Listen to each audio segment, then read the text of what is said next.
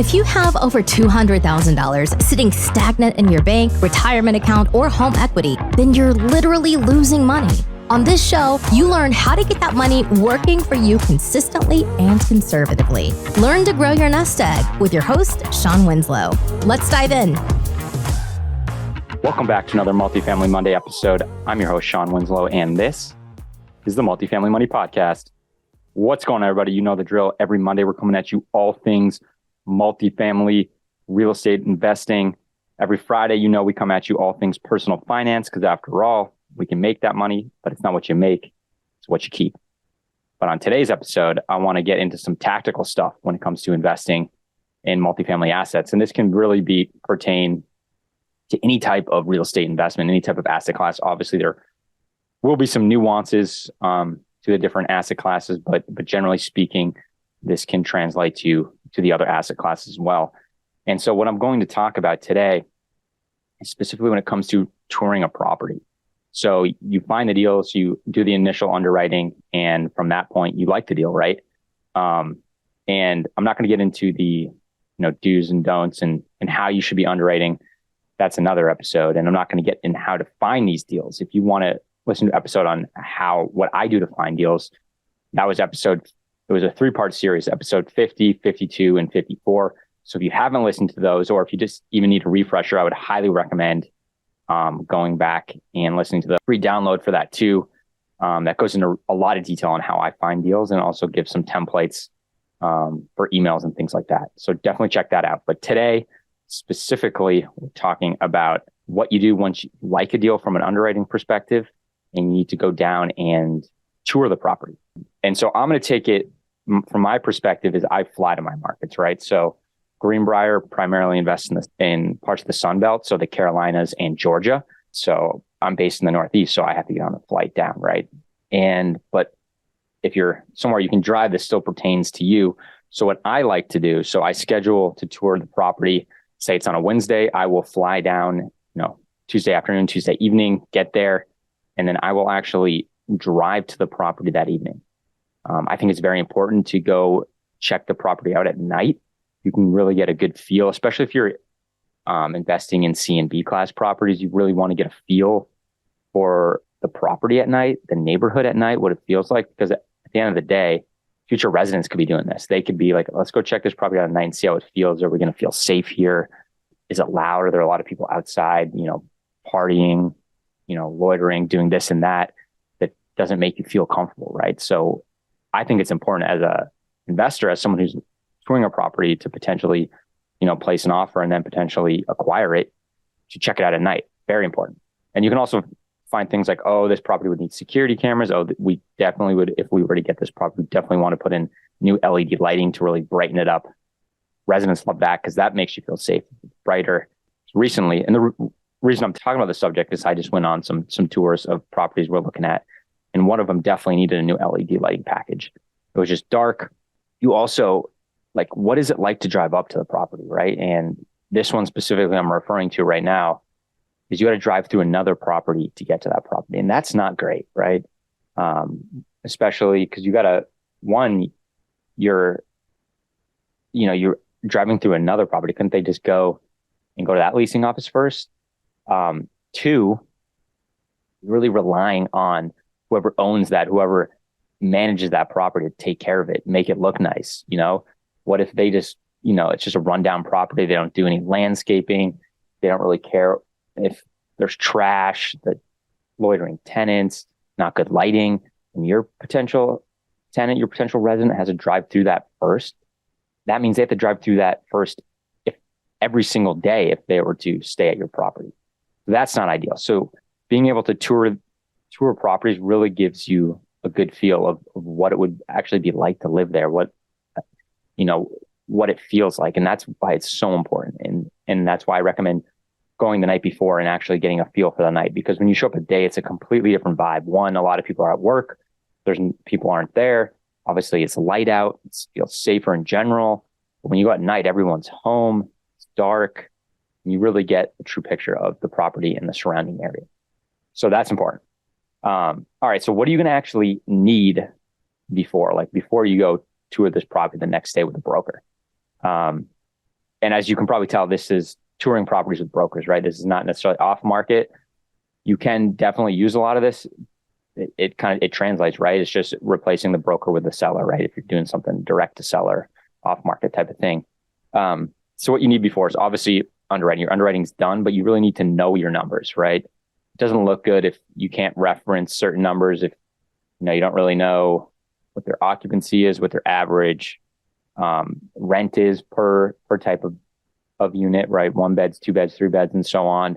If you don't really, you want to know the market numbers too. If you don't really, it just makes you look better in that you're prepared and you're taking this seriously and you really, really want this deal. So know your underwriting. I'm not saying you have to have everything memorized, but at least enough to carry on a conversation and have good reference points. All right, you're going to want CoStar or some type of market comp, both on rent comp, market analysis, what a cap rate's at. This is important. And I'll reference this later, but you're going to use this CoStar report later. And the thing about CoStar's highlight is that really is not the place I go to get accurate rents. I think CoStar lags. The data they get is lagging. So I'll go to like where residents go. I'll go apartments.com, Zillow, directly to the property's website to really get where rents are at today. But CoStar is good just because you get to see all the other properties that they feel are good comps, right? And I'll get to this later, why you need that. 3 is a good checklist. Things you want on your checklist are obviously questions to ask, which I'm about to get into. But you want to ask about plumbing, you want to ask about wiring, roofs, common work orders, all that good stuff. And I'm about to get into this, but you want a good checklist, and the checklist is going to be different per property, right? You're definitely going to have the basics on every single property you visit, but based on your underwriting, you're going to have different questions. Like maybe collections are really high, or delinquencies are really high. You want to know why that is. Maybe utilities have spiked in the last few months and you want to know why that is. So the checklist might vary a little bit, but a lot of the stuff will be the same on each one. For a camera, obviously you can just use your phone, but you want to take pictures. We keep these in a folder on our OneDrive just so we go back and reference and be like, this is a 1 bed, this is a 2 bed, this is the amenities, common area, landscaping, just so you don't lose that visual image of the property, right? Because sometimes you will, but you definitely won't lose the feeling. That's what I've come to notice is once you step on a property, you get a certain type of feeling, whether good, bad, indifferent, and you tend not to forget that. But sometimes some of the visuals you really want to just get, okay, so this is how this living room was set up. Oh, the washer and dryer was here. They had the dog park here, and so on and so forth. And the 5th one is optional, depending on the market I'm in, I'll bring it or not. One of the properties we have, one of the markets we have a property and I can't, and that's a drone, right? And that's because one of the markets we're in has an Air Force base, so pretty much no fly zone for that type of thing. But I like to bring a drone, and this is optional. And one, you just get a feeling of the neighborhood, but more specifically, you get to check out the roofs, right? Because the roofs are a huge expense, and unless they've changed it in the last 5 years or less, that's something you definitely want to check out. And depending on the market too, if you're on a coastal market, they with salt water from the ocean, the seas, they get beat up faster. All right, so now you're there on the property, you're touring, right? You're with the broker, hopefully the manager of the community, and hopefully the head of the maintenance. Those are the 2 you want there.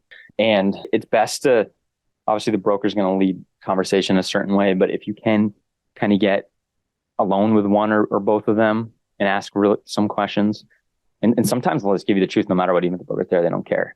But you want to ask, questions you want to ask are what are the common work orders? If you're somewhere down south, it's going to be probably HVAC and that type of thing, right? A lot of, AC is not working. If they have garbage disposals, that's a big one. But you really want to know, because sometimes there's things that are not common, and but it's common to this property, and you want to be aware of that, right? Like, oh, we get a lot of leaking in that roof, or whatever it happens to be. And I also want to ask, what are a lot of requests you get from residents? Are there things they want that you don't have? A lot of time that'll turn into amenities, like they want a dog park. And this is important to know too, because one of the properties I visited on this recent tour is they didn't have a dog park.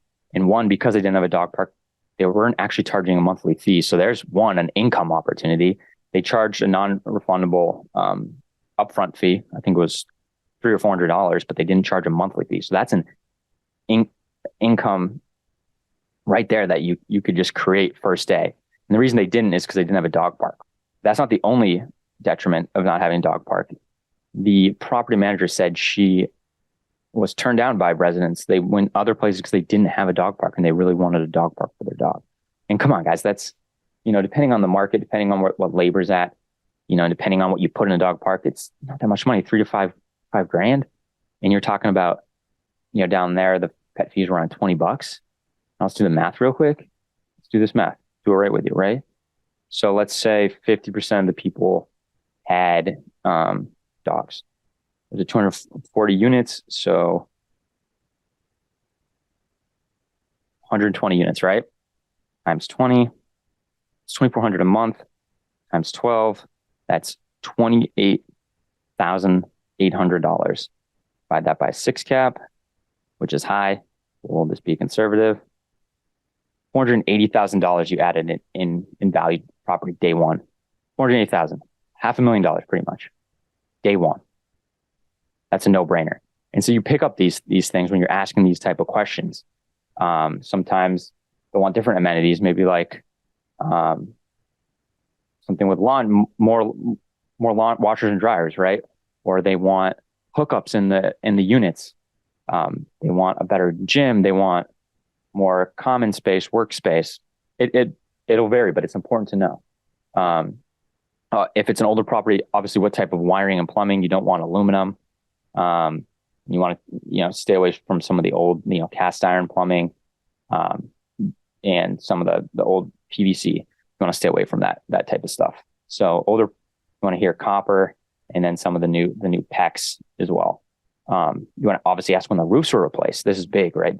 That's one of the reasons why I bring the drone, because that could be, if you had to replace all roofs on a big property, that could be, 6 figures, right?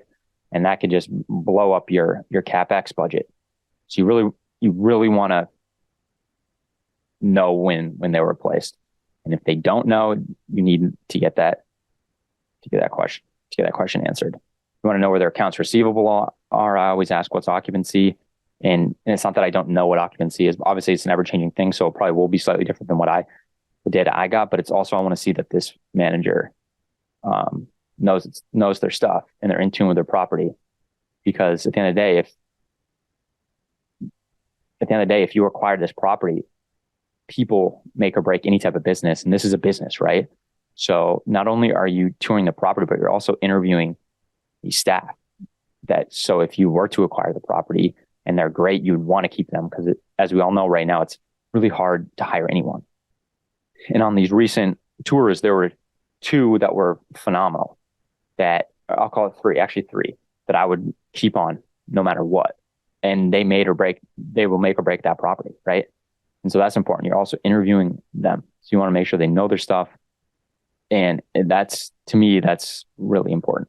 And then one question I love to ask is, ask the manager, I'll ask the maintenance, if you had the checkbook, you can make any decision, what would that be? And you'll get varying different answers, but they're going to know, because typically they're going to give you the answer that solves their biggest pain point, right? No one wants to deal with problems and pain points. They want everything to be smooth sailing. So they're going to tell you what it is. So I had one tell me that they want the parking lots redone. They've had people that have backed out and turned away because of the parking lot. I had another one, again, that's the dog park, same thing. People chose another property because they didn't have a dog park. And so you really want to know what could make this property better, obviously from an operational standpoint, but really from a CapEx standpoint as well. And that's another big thing about touring properties. You really want to hone in on those numbers. You really want to know, all right, so we had 1.5 million. Is that really feasible? And you won't really know until you go under contract. You bring in your due diligence team and you walk every unit, but you can get a better feel than just plugging and playing on a spreadsheet, right? From afar. So you'll know, okay, well, we probably need more or less here in these units, amenities, landscaping, exterior. You can lock in a little better, right? And when you're on these tours, you want to really get a feel with the property managers where they think rents are in the market and where you could push or not push. Are they having to give away specials right now to get people in? It's very important. And the people like the units. Like we were looking at townhomes and people love the townhomes. There's one property we're looking at that had the biggest square footage in these type of units, and they love that, right? So that's a big thing. And this leads me to what you're going to do after you leave, right? So after you've asked all your questions, got a feel for the property, walked as much of the property as you can and get into as many units as you can. They're not going to let you get into this time. They're not going to let you get into resident units. They're going to let you get into the model units, any vacancies they have. Try to get into as much as you can. All the clubhouses, the common areas, the sheds, all that. You want to see all that. And when you're in the units, you want to look at obviously the plumbing, the wiring. You want to look at the HVAC, all that stuff. You want to see, take pictures of it all. Because you don't want like a Georgia Pacific box, right? That's one that's not good. Talking about the breaker box, right? And you want to be looking at all these things. But okay, so once we're done though, next we're going to move on to driving comps. And this is where you're going to use that CoStar. This is where the CoStar, because you're going to look at all the different comps they give you. And obviously ask the broker too, like, what do you think are good comps? But obviously don't go just on what they say. But generally they're going to give you some good comps to drive. But then also hit the others on the CoStar, and you're going to drive them. You're going to look at dollar per square foot of rent to see where you're at, what they're getting for 1 beds, 2 beds, 3 beds. And then you're going to drive those properties, because you can't just say, okay, this property down the street is getting $100 more. Why can't we get that? Well, then you go drive it and you say, this is a little bit of feeling when you drive in. It looks fresher. The setup is better. Like maybe we could get $50 closer, but I don't think we could bridge the whole gap. Or you go to somewhere, or you go to another property where it's like, the property that we're looking at is way better than this, and they're $75 higher per unit on a 2-bed. Oh, we can push that. Like, because you get a feel. You can't just look at these CoStar reports and be like, oh yeah, our dollar per square foot is way off everyone else, so we should be able to push this. But you need to go and really feel those properties too, and get a sense of, could we actually push it? Because maybe you're driving up to one property and it's just a vastly different feel than driving up to your property. And, it's just looks cleaner, feels safer. And it's like, oh, okay, that's why they're getting so much higher. And it's in a better location. It's got a Chick-fil-A, a Starbucks right down the road. Got a little park they can walk to. It abuts a walking trail. These are all things that matter. You just got to think like, you have to think like you're going to be the resident. And don't be afraid to walk into their leasing office and ask, like you're trying to get an apartment. Have them take you into a unit. Ask what the rent is. Are there any fees that are associated with that? Because see what the market is willing to take. Can you do a RUBS, like the buyback, utility buyback, right? Or bill back, excuse me, which you're charging for water, sometimes electric, trash, so on and so forth, to get some of that back, right? And so you can really see what the market, and obviously you have to know some states have laws against that and guidelines. So you got to know that too, but you can really get a feel of what the market can sustain and what others are getting. So this is really important. This is probably one of the most important parts of the trip, is driving the comps. Obviously, touring the property itself, number one, right? But driving comps is huge, because you really get a feel for the market, why people are paying more at this property, why they're paying less at this property, where you can push. And this is very important. This is not a trip you take lightly. And it's also a great trip to get in front of brokers. And like when I was on this trip, we had quality time. We looked at 5 deals. 3 were with one broker, 2 were with another, right? I got solid time with these guys.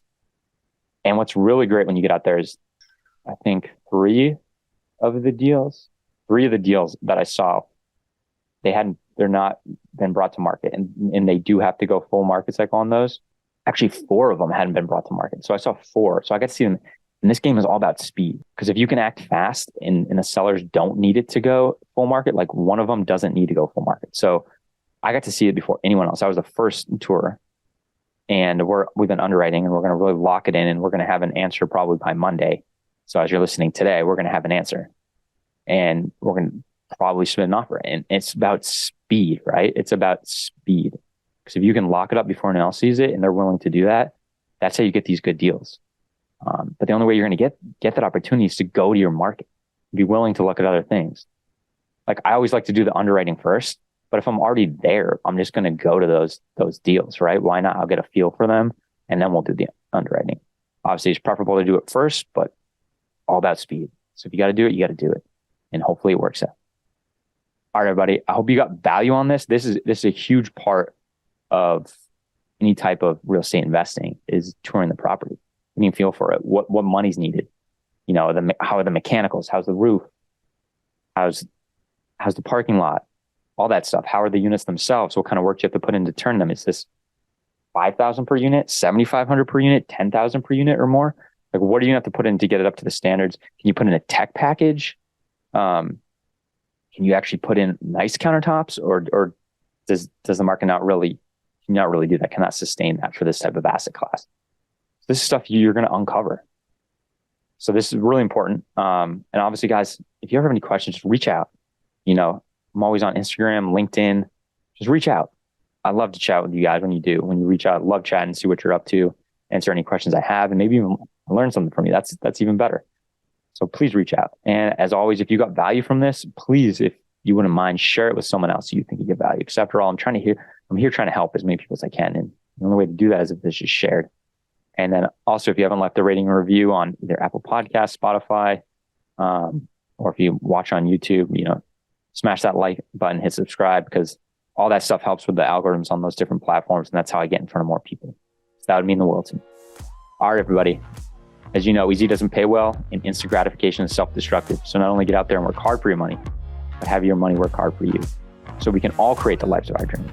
Because after all, personal excellence is what's going to make this world a better place. So let's be the best we can be and make this world better. All right, everybody, catch you on the next one. Hey, this is Shawn Winslow. After being in the financial service industry for years and having candid conversations with good people just like you, I realized that so many of us are wanting an investment strategy that provides solid returns and consistent income without the bumps in the road. There's little known secret that your financial advisor doesn't want you to know. There is investment out there that is less volatile and the returns are stronger. Get more details by going to greenbriercg.com and clicking on the free e-report. And by the way, if this show has provided you any value, then feel free to leave an honest written review and of course share it with a friend who needs it. See you next week for another great show.